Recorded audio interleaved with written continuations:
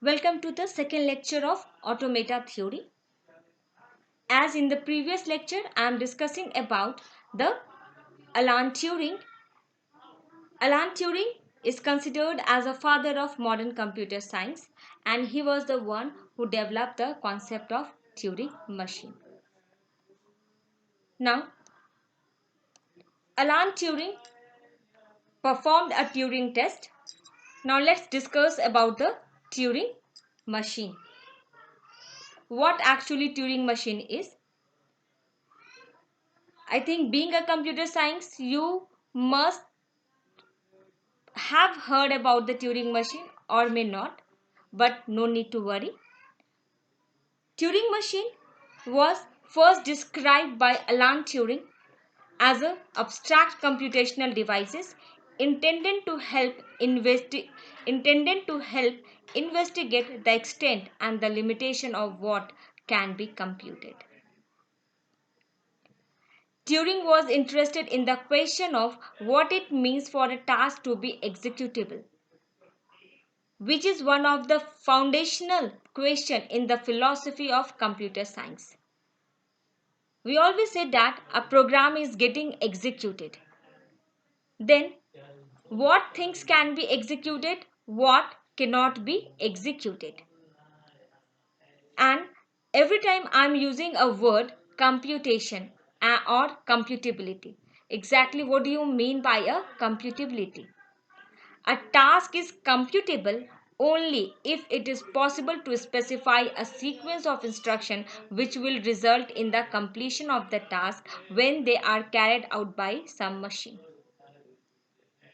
Once again, I am going to explain you what is computing. Computing is possible only if a set or a sequence of instruction which will result in the completion of the task when they are carried out by some machine. If the set of instruction does not lead to the completion of the task, then that problem is not computable. Now let's come to the Turing test. What is a Turing test? A Turing test is a test of a machine ability to exhibit the intelligent behavior equivalent to or indistinguishable from that of a human. That how a machine is different from a human being. A Turing test was performed by Alan Turing in the year 1950 as the foundation of the philosophy of artificial intelligence.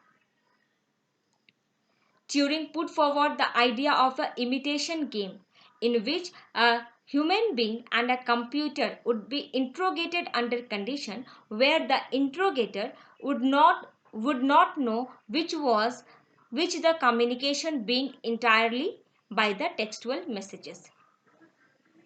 It means a imitation game or a type of test was performed between the computer and a human being, and the interrogator does not know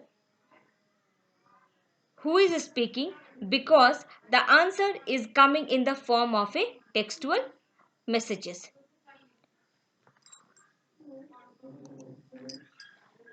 Then Turing argued that if the interrogator would not distinguish them by questioning, then it would be unreasonable not to call the computer intelligent. Turing imitation game is now usually called the Turing test for intelligence.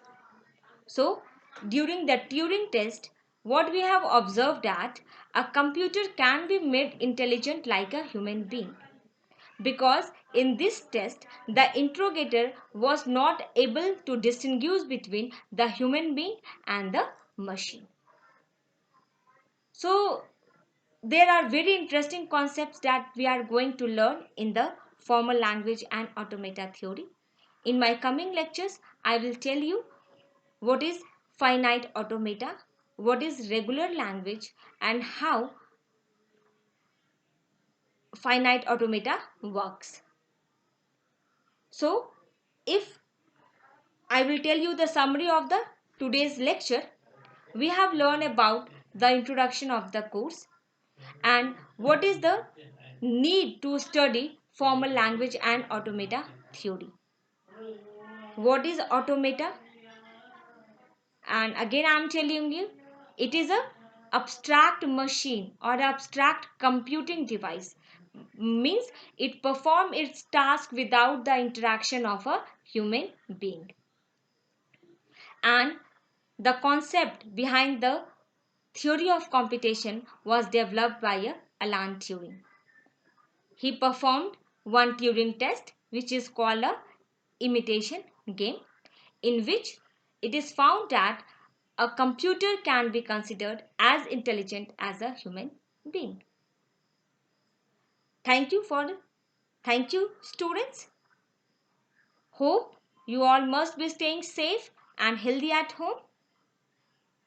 Let's enjoy this new learning.